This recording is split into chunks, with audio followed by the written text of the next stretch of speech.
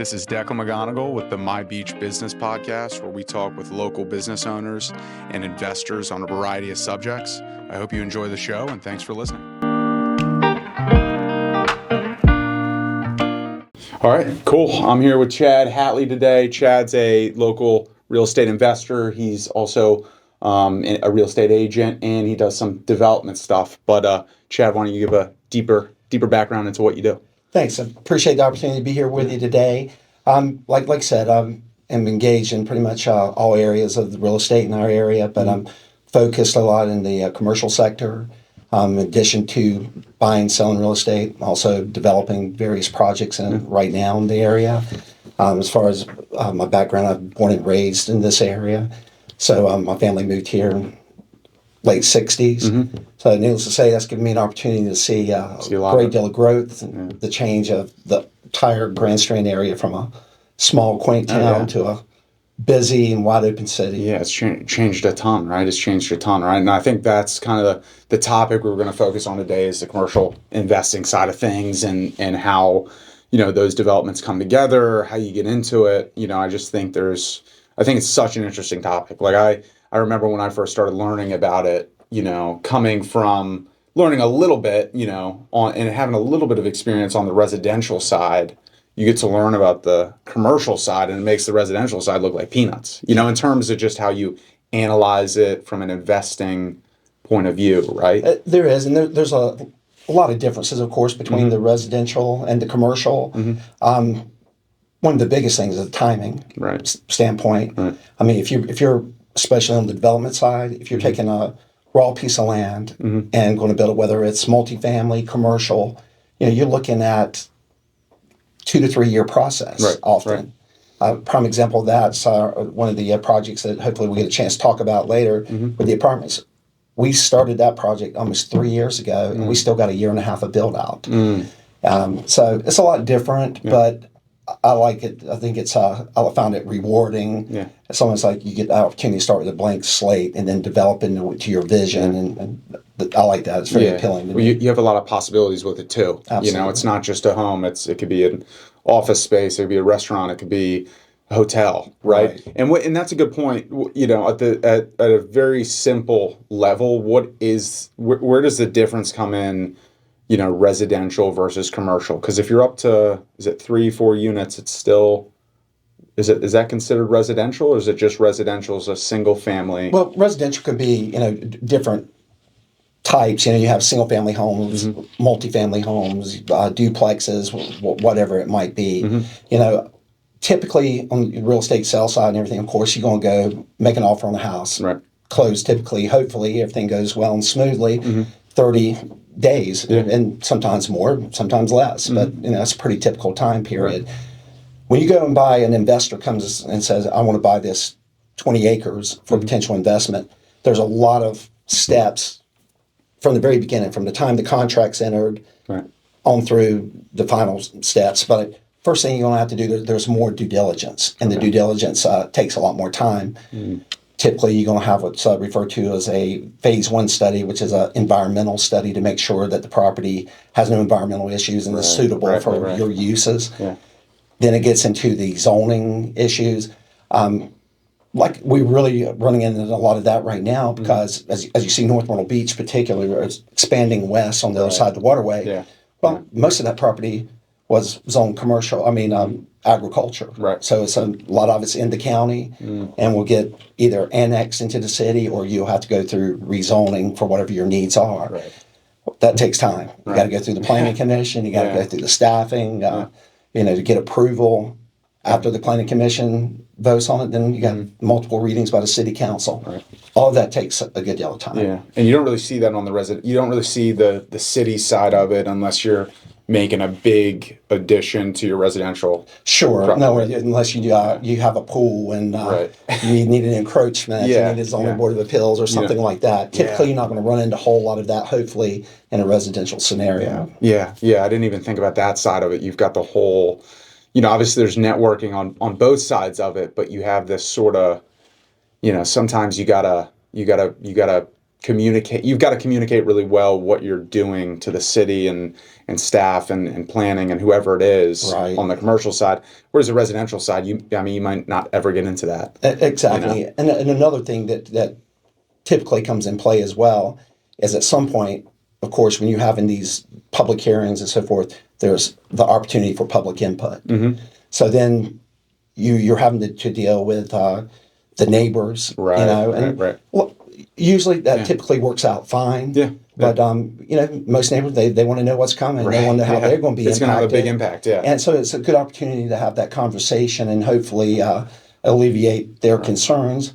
But they have multiple. They have the opportunity at the planning commission. They have each council meeting an opportunity for their input, and their input goes a long ways. And I think sometimes people underestimate whether it matters or not. It does matter. Yeah. And despite a lot of thoughts, sometimes developers do want to be good neighbors, and we do want to make things as nice as possible. Right.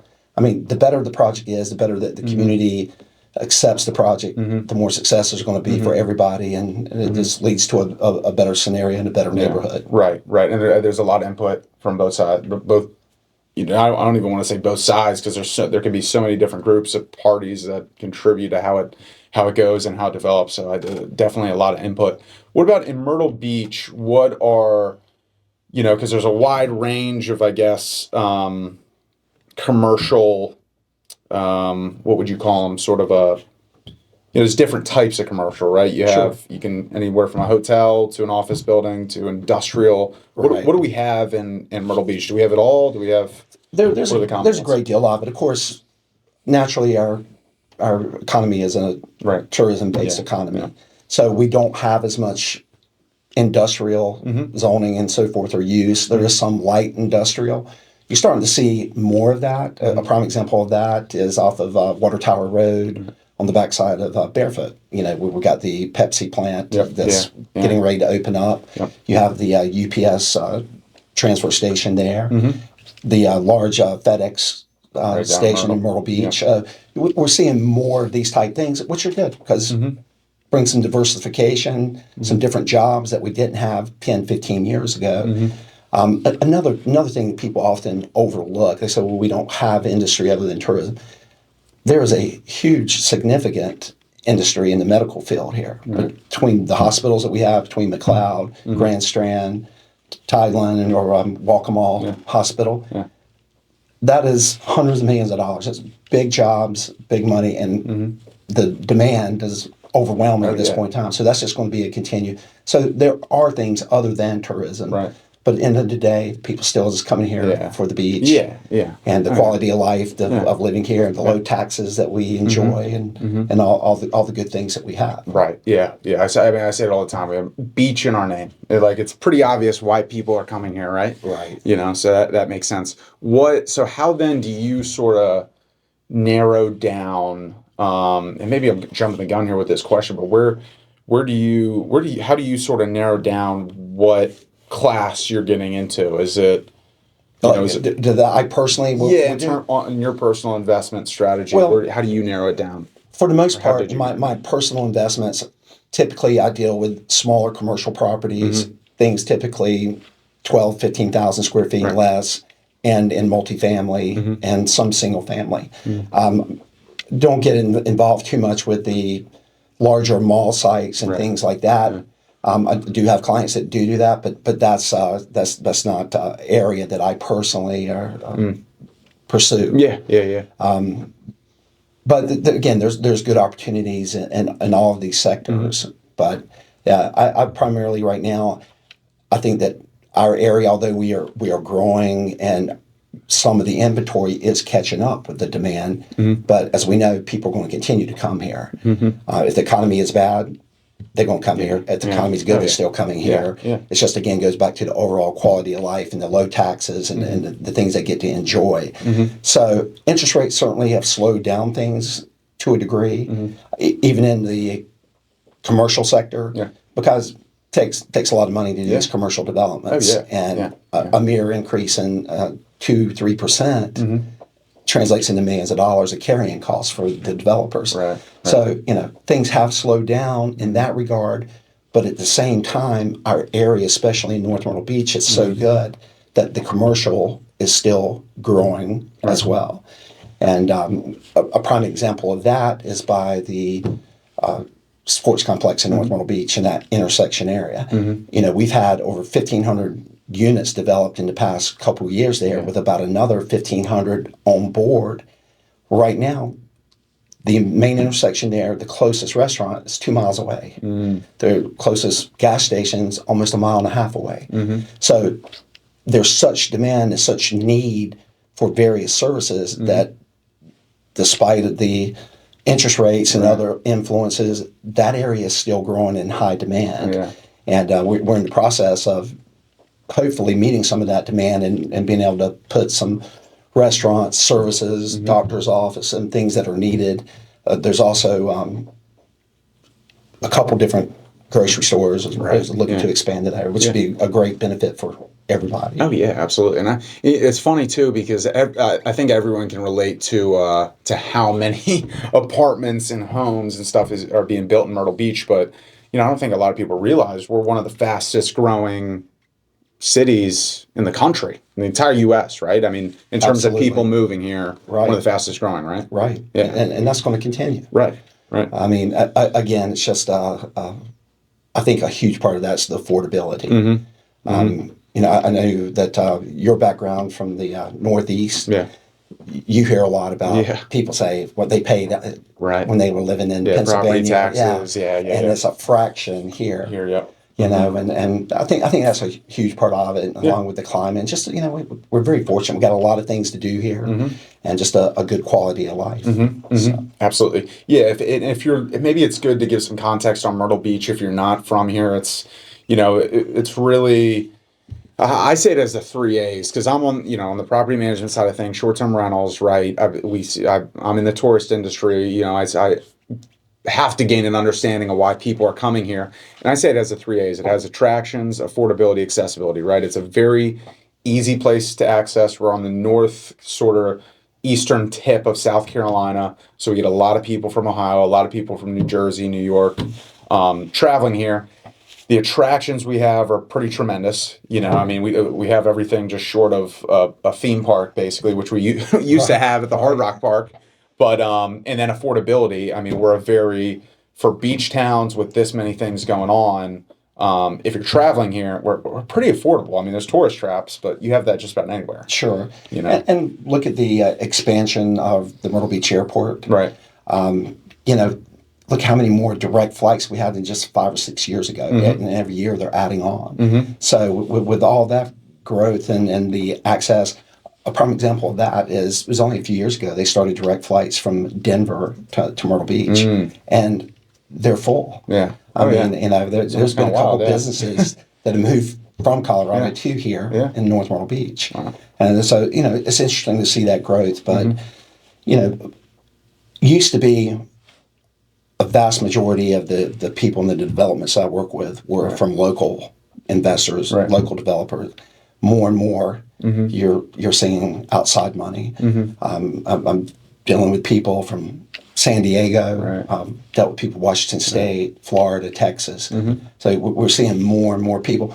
Myrtle Beach is not the secret it once was, and people realizing the opportunity and due to, like you were saying, the growth of our general metropolitan area. People see it. People recognize the opportunities here. Oh, yeah. It's funny because I hear them talk about it on Bigger Pockets. Have you listened to Bigger Pockets before? I have. Yeah. I mean, that's a big investing resource, I guess, for knowledge. But I hear them talk about it. Like there's a show I like to listen to, and they were talking Myrtle Beach is one of those hot markets where, I'm investing next, right? So I think it snowballs from that. People hear it, start to see it. Ooh, what is this? Right. And you dive into it. And like you said, I mean, we've got a lot going on. We've very affordable, especially from the investing side, which is a good point. How did you start in investing, real estate investing specifically? Did you start on the residential side? And I started primarily in residential, but both as an investor and on the business side. After I completed undergrad at South Carolina, I went to law school, and a lot of my knowledge of that and gotten into the real estate side of things. And most of that was residential. Yeah. My family's always invested in real estate. We've had various rental properties, rental houses, and what have you. You know, I'm probably old-fashioned that way. I like having an investment that's tangible that I can see. I can drive up and park to. Oh, yeah. You know, as opposed to looking up a stock quote and thinking, Right. wow, man, do I really have that or not? Do I want it? I have no control over it. Right. Well, I always think about the Elon Musk, Joe Rogan podcast where he goes on Joe Rogan, he smokes some weed or something, and then all of a sudden the next day the stock plummets. And you had no, I mean, what could anybody have done? I mean, the guys that run Elon's companies couldn't do anything about it, you know? So it's goofy, but yeah, sorry to interrupt. No, but I just like, and you being in the rental business, you understand what I'm talking. It's just a tangible asset that, you look at the long term, the growth in the equity, dollar for dollar is hard to beat what real estate, especially in this market, has done over the last 25 years. Right. I mean, I date myself here, but I remember when the first investment opportunities that I ever looked at in real estate, it was like mid 80s, and it was a lot on Sunset Beach. Yeah. At that point in time, the lots were going for $15,000. Holy cow! And today, and how close to the ocean? Like a block. Wow. Yeah. Holy cow. I mean, less than a 5-minute walk to the beach. Just imagine, and then today where that money is, but. Which is probably, I mean, for context, where's that at? Probably 300, 400? 300 plus. Yeah. 300 plus. Yeah. I mean, even look in North Myrtle Beach, the average price of the oceanfront houses just in the past year in the down economy, I mean, it's jumped significantly in investment properties on the ocean just in the past 12 months. Yeah. I mean, the latest one I looked at was over $3 million. Yeah, it's crazy. It's almost like the second, block back, the second row is the new oceanfront. Yeah, exactly. Right? I mean, oceanfront's getting to the point now where it's a premium asset. Absolutely, and the rental opportunities for the second row, they're as good today as what it was on the beach. Oh yeah, 5 years ago. Yeah. They produce this as well. But still, your money can go a little bit further, of course, on the second row, and you have a little more protection from the elements and so forth. Yeah. But again, good opportunities, and hopefully people will keep pursuing those and keep coming here and visiting. We're starting to see tear downs and the redevelopment of our area, which is nice. Some good projects coming up and some oceanfront projects where we improving what was once there and just make our community nicer and nicer. Yeah, you're starting to see the dividends of all those people just investing down here, right? I mean, it's starting to really shape up impressively. I mean, there's beautiful houses going on the ocean front. There's even like farther back now, you're starting to see these beautiful homes. If someone's building up, it's a lifted home, and it's beautiful. Just a beautiful what you think of a beach property, right? So it's definitely bringing everybody up. So you started on the residential side. Was your family in the commercial side? Well, my family had always worked for themselves. They've always been somewhat entrepreneurial minded, and so they own their own businesses and own properties. Really, the first dive into the commercial part personally of an investment was our property on 6th Avenue where Sunshine Cleaners and Touch Med Spa is, and then that's a little over 11,000 square foot building. But it's been a good project and a good investment, and I like the commercial side. I like the way it works. It's different, but it creates good cash flow, good return, and I think the term that people always like to hear investment, they like that the mailbox money. Yeah, it's not quite that simple. Because there is a lot of upkeep, there's a lot of maintenance, and then there's constant things. I've always been very fortunate to have great tenants, and they make my life easy compared to some of the stories I hear from some of my other friends and colleagues. We're very, very blessed in that regard, but still at the end of the day, I do like the long-term prospect on the overall investment of the commercial. Absolutely. One thing that's interesting, I think, too, Declan, is the difference. We talk about it as one big area, but there's such a vast difference between Myrtle Beach and North Myrtle Beach. I mean, it's they really couldn't be much different in so many respects. And the opportunities are very different. They both have their pluses and minuses, but they offer a much different opportunity. Yeah. You know, you have certain overlay zones and opportunity zones in Myrtle Beach that we don't have here in North Myrtle. You hear about overbuilding and overgrowth. Well, if you look at all the apartments in the last 2 years have been built, the majority of them have been built over towards Carolina Forest. And really, it's not been until the last year and a half that you see the apartments that are being built here in North Myrtle Beach to service the North Myrtle Beach market. Right. So, you know, you just can't say, oh, well, this is overbuilt for the whole area. It's not. I think that we're right on pace where we need to be in the North Myrtle Beach market. Now, would I today go run down in Carolina Forest and want to put 500 apartments? Probably not. Again, like everything, location is key.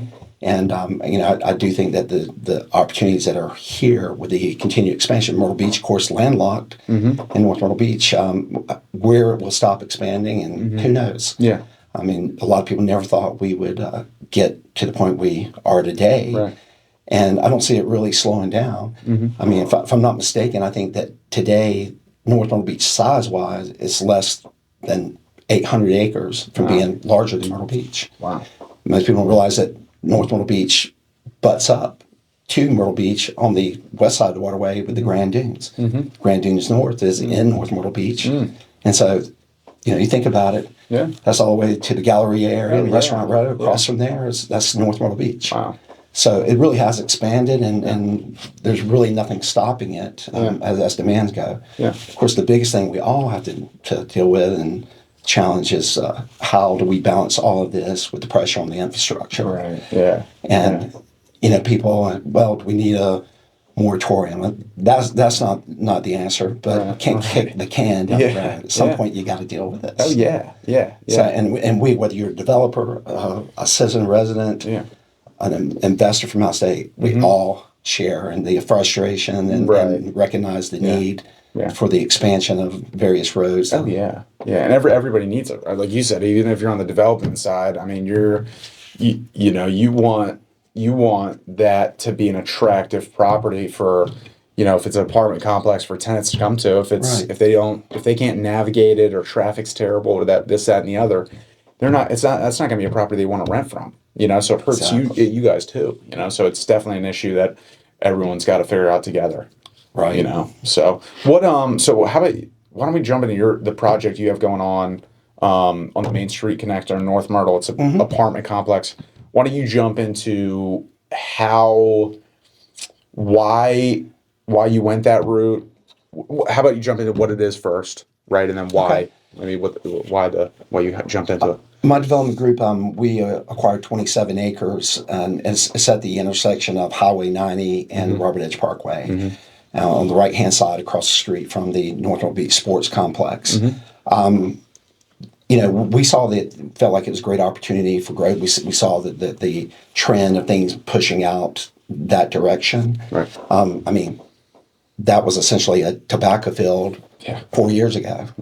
You know, so it hasn't been that long that there was nothing there. But one of the things that we liked most about it was the connectivity. I mean, you have we're less than a quarter mile from the exit ramp to get on 31. You're less than 5 minutes. You can stand at the Horseshoe in North Myrtle Beach and standing on the beach. So you had a lot of ability to get to where you wanted to go. You're only about 20 minutes to the airport. So, you know, that was the type of things, along with the growth of the general area and the demand for options on, you know, where to live. There's just more and more people that are choosing to rent instead of buy a house or live in a house. I mean, it's pretty easy living. Everything's taken care of. Everything's provided for you. Our apartment complex there, it's Parkway at 31. And we just getting up the website as parkwayat31.com. And very reasonable rates. Our rates start for the one bedroom. The smallest one bedroom is $1,300. It goes up to $1,900 for a 3-bedroom. All the buildings are 4 stories, 40 units of building with elevators in every building. There's 2 pools, clubhouse, all the amenities you expect, pickleball, there's dog grooming station, and there's fire pits, and There's a lot of things to make the quality of life You that got to people have are great looking for. amenities. You You got to have, do. you got to have them. You do, and we're fortunate to have those. But right now we have 5 buildings under roof. We're hoping to get the first CO hopefully towards the end of February, and the first phase has 200 units. Second phase will have 160 units. Right. In front of that, we have just under 10 acres that is going to be commercial development. We're getting ready to start the site work for that. We got some great tenants coming in that we're excited about, and soon we'll be able to announce what they are. But it's going to be the services that people are want, like convenience store, service stations, car wash. There's a fast food coming there, and multiple other restaurants. Some that people are familiar with, some that will be new and different. Right. But it's an exciting project. It's good. Got it at a great location, and really what probably fueled all of this has been the success of the sports complex in North Palm Beach. That's, I think there's probably 8-9 years now that they've been open over there, and it's been recognized nationally as one of the best facilities of its type in America, and it really is an amazing place. Yeah. And of course, like right now, it's crowded over there because of the Christmas light show. Right. Yeah. But again, that is what fueled the movement over there and the growth. Right. Yeah. And they're expanding that. Yeah. 94 acres, I believe it is. Yeah. Well, like you said, it's interesting because that area was nothing, only a few years ago, and then they bring in the sports complex.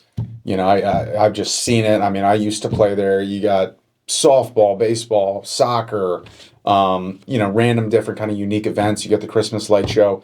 I mean, there's just a ton of traffic, literally a ton of traffic in a good way back there. And it just kind of starts to create demand and stuff starts to develop, right? They start to build roads, and all of a sudden now you have this property. So was it as easy as, you saw this property available? I know it's not easy, but was it as easy as you saw this property available back there and you're like, that's an opportunity?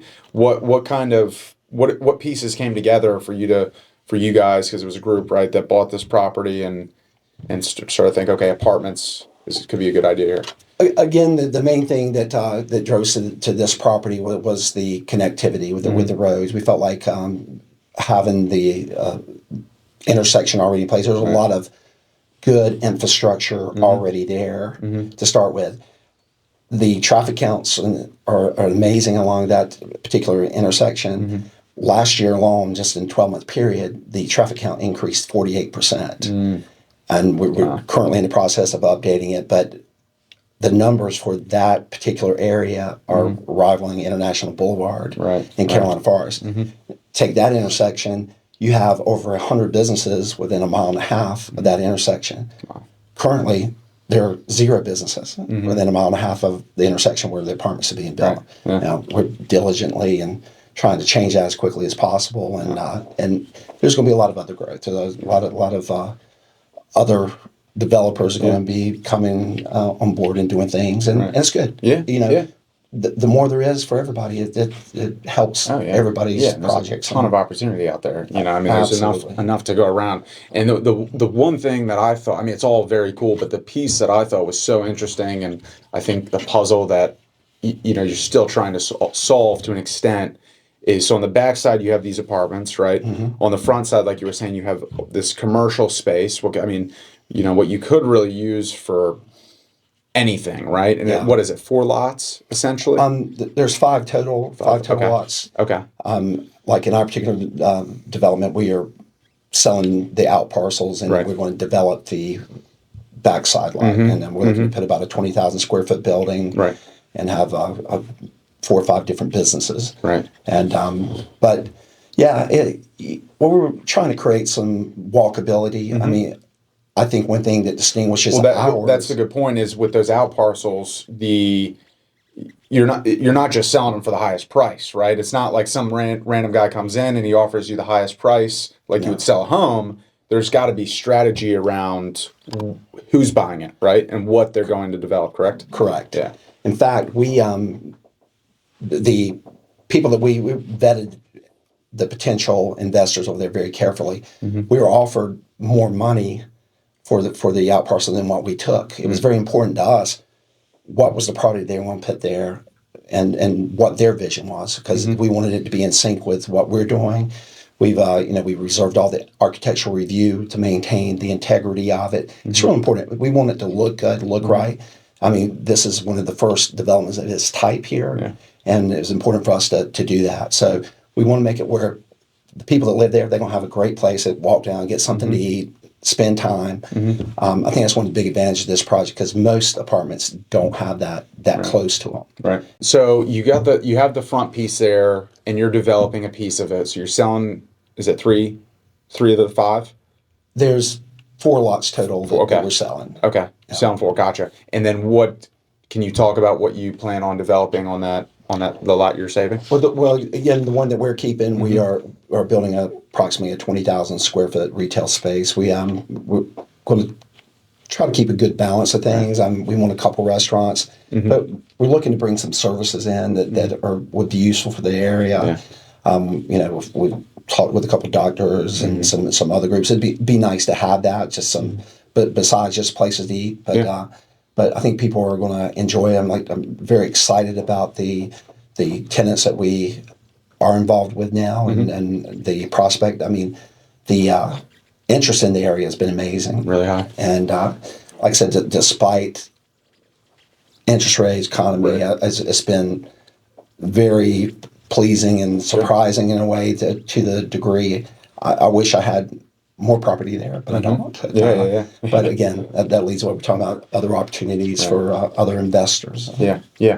And you don't have to get into the specifics, but can you talk about the I guess the investment group, who you guys kind of are, because I mean there's a lot going on, right? So I'm sure everybody's got experience in different fields, different things, but it all kind of melts together, and that's where you end up with over 300 apartments and 4 or 5 different types of commercial properties. Sure. Right? Picking your partners can't stress how important that is, to be very careful and make good choices. I'm very blessed to have the partners I do. And you're right, everybody brings something to the table, and that's always important. One of our partners is a contractor, and he has built over 1,000 apartment units. So this isn't his first rodeo, and he's been a great asset and a huge help to us. And he is actually overseeing the building of the apartments. So that's been great to have. Other investors have invested in a lot of things, motels, been in the accommodations business, and other things, restaurants, bars, and all of that's been a great asset for us as well. I mean, my side, I bring in just the development process, helping us get from the raw piece of property through the permitting and the rest of what it takes to get there. My hard work's done. So I'm in the lucky seat now. Cruise control. Now they got all the hard work. I'm lucky in that regard. But it's good, and you got to have good partners. And that's another thing in development that you got to have. You have to have a good team. If anybody's interested in getting in development, first of all, is the funding. You have to have that. You got to have the money. You got to have the money. That's just there's no shortcut on that.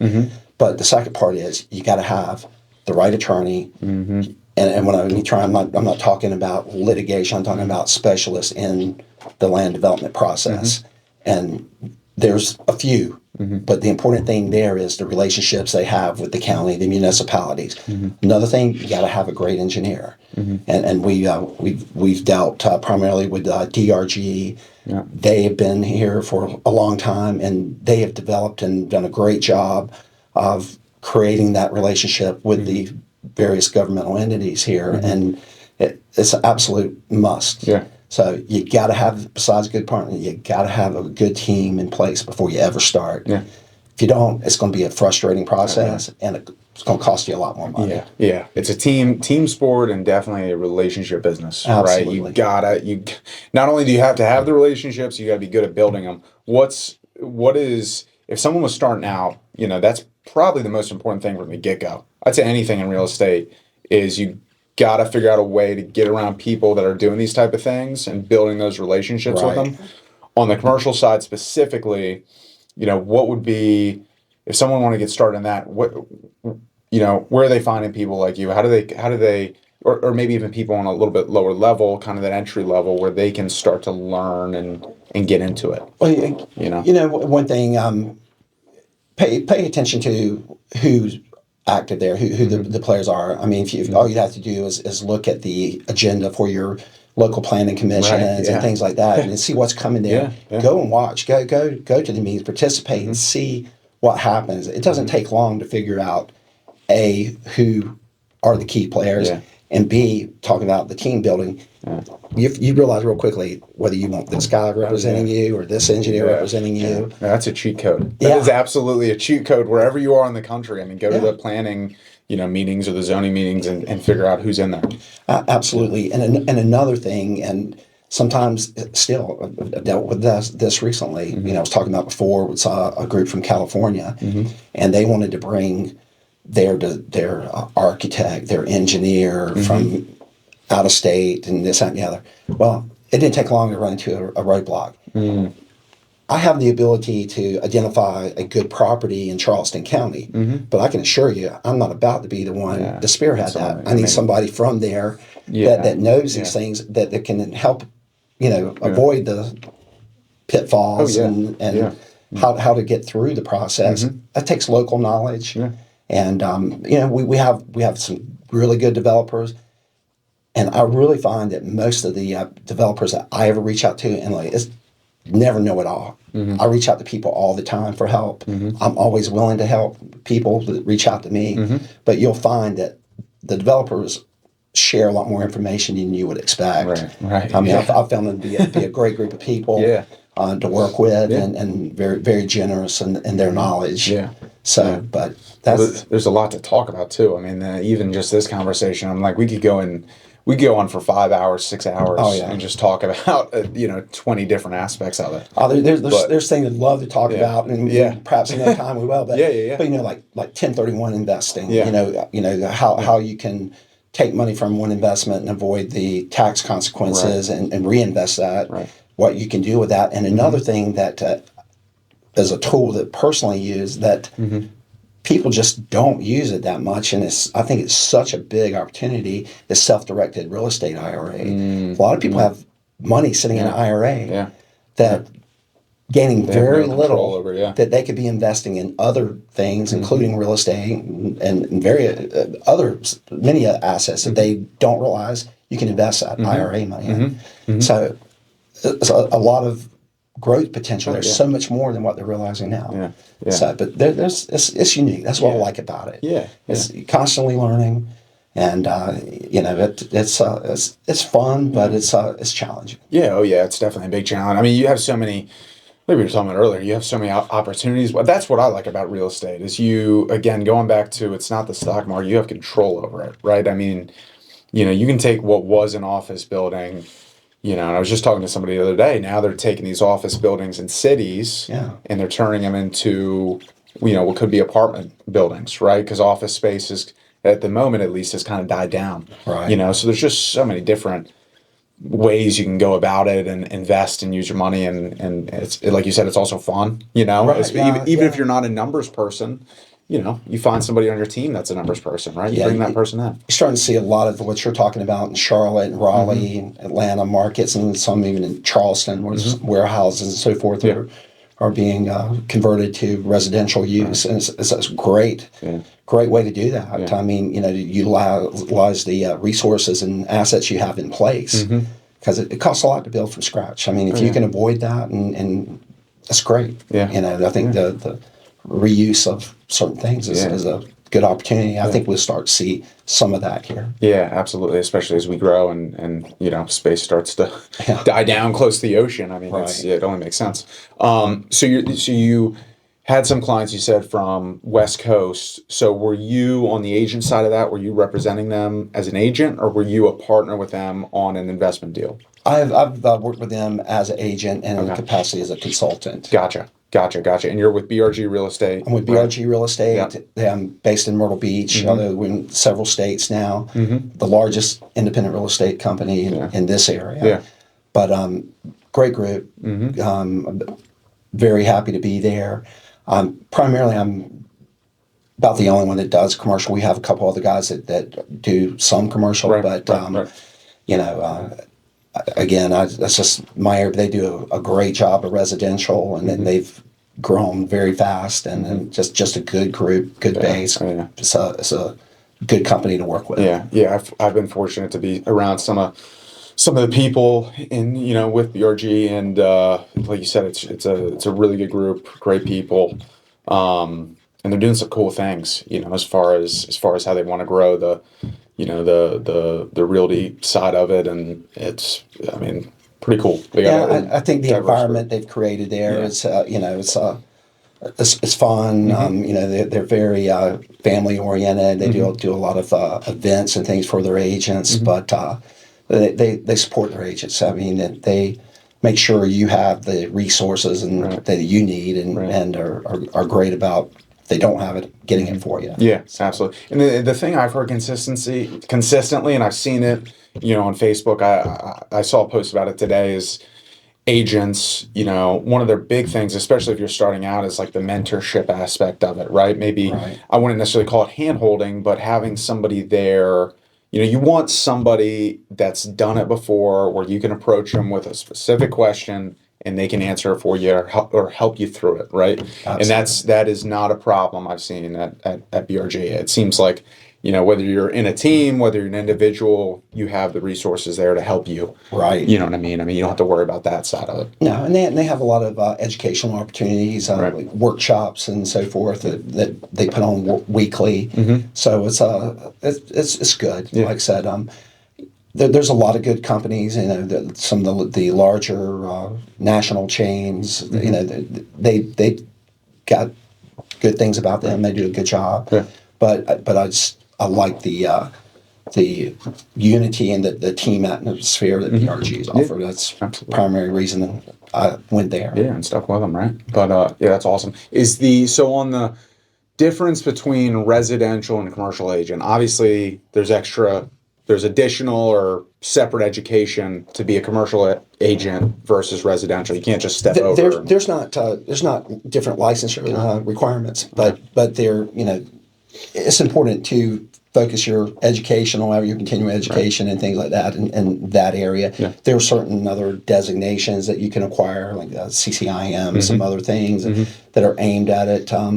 It's a different animal, and it's hard to dabble in it. In fact, the vast majority of agents that I deal with BRG, they have no interest whatsoever. Right. And they said, "Here, take this." And some want to learn about it, and try to teach them all I can on it. But it's different, and it's like anything. You got to commit to the craft to be your best at. Oh yeah, definitely. Agents are definitely a specialized breed. I'll put it that way. They're very good at what they do, and they do a tremendous job with it. But the cycles on the commercial side can be a lot longer, right? You gotta have a lot of patience. Residential, you're talking 30 to 60 days. It takes longer to build your pipeline, right? And look, I've seen it many times. You can get, your due diligence might be 6 months. It might be longer. You can get up towards the end, and the whole thing falls apart. So you've been sitting here all this time, you're working all these hours, and then. And why is it that long? I know I know obviously there's a lot more of an analysis. We kind of talked about some of the different things you're looking at, but why is it 6 months? Seems like a really long time. Well, and it's not always that long, but it's not untypical. It's not 30 days, Yeah, it's definitely not 30 days, and it's just a lot of it's created by the governmental process, the what's required. If I go to a planning commission hearing, maybe you might learn something you need to change, so you might pull it. You might have to go back. We have, like, North Beach has a great thing where they have a TRC review, where the staff will sit down with you prior to going, and they didn't used to do this, and I think it's a great tool. You can sit down with every department head, or not head, but a representative from every department, go through your plan and say, well, this won't work, Okay, what can we do here? Well, it's better I learn that there than to go to planning commission not fully prepared. Right. And You get then asked the getting tough that- questions, right, and then you're right. sitting there with your hands in your pockets saying, I'm not sure on that one. So sometimes, we'll pull something off the agenda. Yeah. It's just you want it right, Right. and it just takes a little bit longer. Yeah. But and it, a lot depends on the lender requirements. What they are going to require in terms of permitting. Right. Like for instance, one of the people investing in a commercial out by the ballpark is a convenience store. Well, their permitting process for putting in gas pumps and so forth is extensive. I mean, typically some of those will go a year. Wow. Before, from the time they go into contract till they start. I mean, so it's a lot to it. It just depends. Yeah. Each one's different. Oh yeah. I mean, there's on the residential side, you see people come flippers, right? They come in 6 months later, they're out of it. I mean, you could do a flip before you even finish a commercial deal. Exactly. So what is it like growing that pipeline from your business perspective of trying to find leads, find clients, find business, right? It's probably a little different than residential, where maybe you're getting it from cold calling, maybe you're getting it from the agent, Right. some sort of agent advertising initiative where they're sending it to you. What does it look like on the commercial side? Commercial side is largely relationship based. Yeah. A lot of word of mouth, and the only way that you can do that is to put good work out, Right. and your portfolio of what you've done is essentially the best advertising you can get. Yeah. Now, again, I still do deal with residential because of just what we're talking about. There are the gaps in between, and there's nothing wrong. I like the investment properties.